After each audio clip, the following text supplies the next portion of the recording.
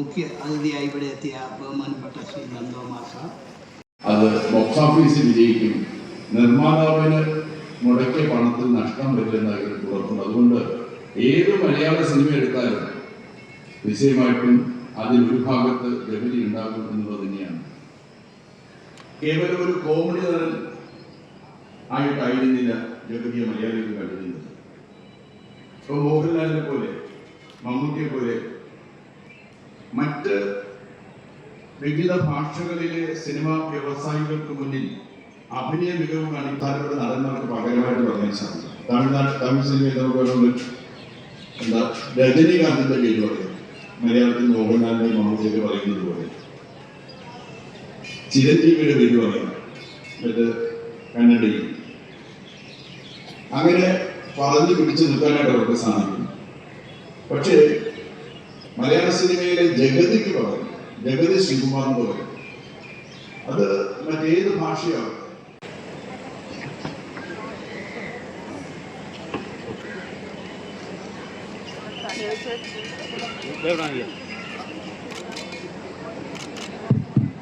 മുഖ്യപ്രഭാഷണം നടത്തുന്നതിനായി retired IAS ഉദ്യോഗസ്ഥൻ ശ്രീ നന്ദകുമാർ സാറിനെ വേദിയിലേക്ക് ക്ഷണിക്കുന്നു.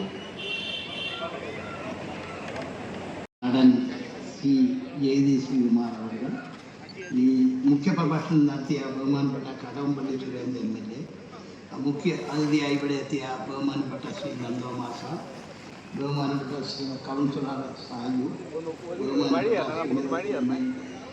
പ്രദീപ് കുമാർ, അതേപോലെ തന്നെ പ്രിയപ്പെട്ട ട്രസ്റ്റിൻ്റെ ഭാരവാഹികളെ, പ്രിയമുള്ളവരെ, ഇന്ന് കരിമ്പൂക്കോണ തമ്മയുടെ പുരസ്കാരം നമ്മുടെ പ്രിയപ്പെട്ട നടൻ ഏറ്റുവാങ്ങിക്കൊണ്ട് വളരെ ഇന്നത്തെ സന്ധ്യാസമയത്ത് സാധിച്ചതിൽ വളരെ കൃതാർത്ഥതയുണ്ട്. ഒരു ഹാസ്യ നടനെന്നല്ല, അഭിനയ രംഗത്ത് തന്നെ മുടിചൂട മന്നനാണ് ശ്രീ ജഗതി ശ്രീകുമാർ. അദ്ദേഹത്തിൻ്റെ അനുജൻ എൻ്റെ കൂടെ പഠിച്ചതാണ് തിരുവനന്തപുരം മോഡൽ സ്കൂളിൽ. അദ്ദേഹത്തിൻ്റെ ബാല്യകാല വസതിക്ക് അടുത്താണ് ഞങ്ങൾ പണ്ട് വടക്കൻ മലബാറിൽ നിന്ന് തിരുവനന്തപുരത്ത് വന്ന് താമസമുറപ്പിച്ചത്, ജഗതി എന്ന സ്ഥലത്ത്. അപ്പോൾ സ്കൂളിൽ പഠിക്കുന്ന കാലഘട്ടത്തിൽ തന്നെ നല്ലൊരു നടനും മികച്ച രംഗങ്ങൾ സിനിമകളിലൂടെ അവതരിപ്പിച്ച ആളാണ്. അത് ഒരിക്കലും അദ്ദേഹത്തിന് ഒരു കഥാപാത്രത്തെ അഭിനയിച്ച് ഫലിപ്പിക്കാൻ ഒട്ടും തന്നെ ശ്രമം ആവശ്യമില്ല. പല നടന്മാരും ഒരുപാട് സ്ട്രെയിൻ ചെയ്താണ് അവരവർക്ക് തന്നിട്ടുള്ള